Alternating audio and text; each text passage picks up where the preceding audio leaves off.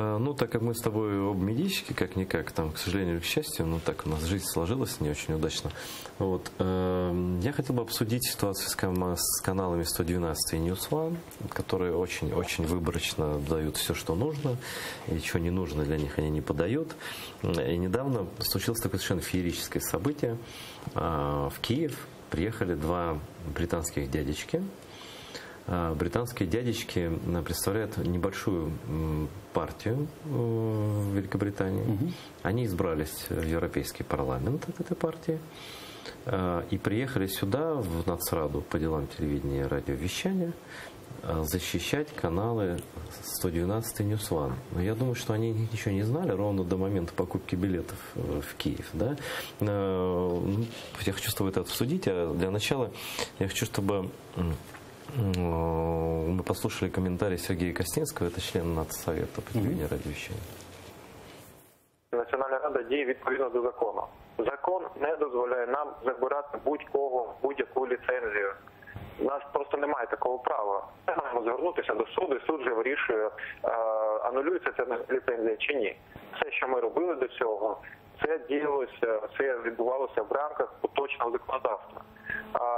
Тому зустрічне прохання тобто давайте удосконалювати законодавство. Нехай воно не буде схоже на решето, нехай воно створює якісь додаткові інструменти для Національної ради, щоб ми могли більш ефективно діяти. Тому що ми робимо багато роботи, але можливостей реагувати на будь-які тези щодо розповсюдження російської пропаганди і так далі. Тобто в нас сьогодні немає, знаєте, в законі теми пропаганди. Я додам новость сегодняшнего дня. Господин Рабинович, также каналы News One и 112 обратились, опять, внимание, в Сенат Франции с просьбой защитить вот эти каналы, как они говорят, свободу слова в Украине. Это при том, что во Франции как раз летом был принят закон о борьбе с фейковыми новостями. Макрон этот закон настоял, через парламент они все это провели. И жалуются на защемление свободы слова французам.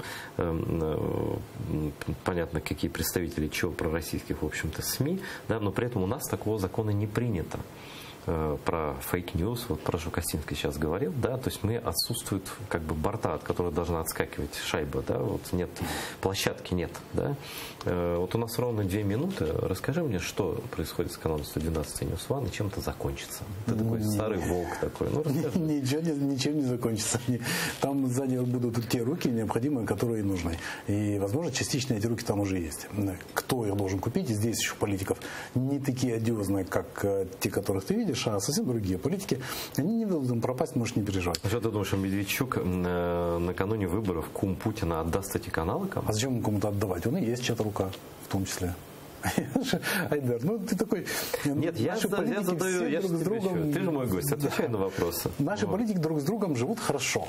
Если они не демонстрируют этого открыто, это не значит, что у них там...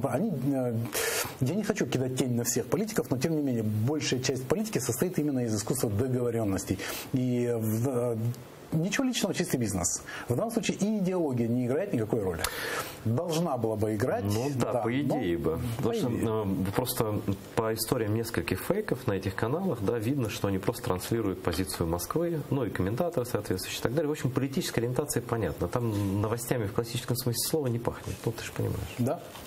И тем не менее это все существует, и вот ты думаешь, что все-таки не дойдет и до... Это не дойдет ни до чего, потому что совершенно скучно говорит Сережа Костинский, но он же абсолютно прав. У него нет инструментов, и более того, я не уверен, что регулятор должен иметь инструменты для закрытия канала того или иного. Что регулятор обычно очень быстро набывая абсолютно лишних совершенно полномочий, которыми он начинает злоупотреблять. Я сейчас не про действующую Нацраду, одна из лучших на моей памяти все, что за время телевидения, что я ее помню. Но любой чиновник стремится усилить свою власть. Вот и все. Я не уверен, что они должны регулировать. Но у меня есть гораздо худшее. Значит, этого... Да. Нет? Можно? Можно. Договорим и заканчиваем. Да, договорим и заканчиваем. Очень умный человек, профессор немецкий, буквально позавчера сказал совершенно неожиданную для меня вещь. Когда мы всегда с десятками лет отстаивали свободу слова как базовую вещь демократии, мы не могли предположить с развитием технологий ее обратные стороны, ее побочное действие, сказал он. И теперь у меня есть сомнение в том, что свобода слова должна действовать так, как она должна действовать. Я был ошарашен, я до сих пор не могу понять, как это трактовать.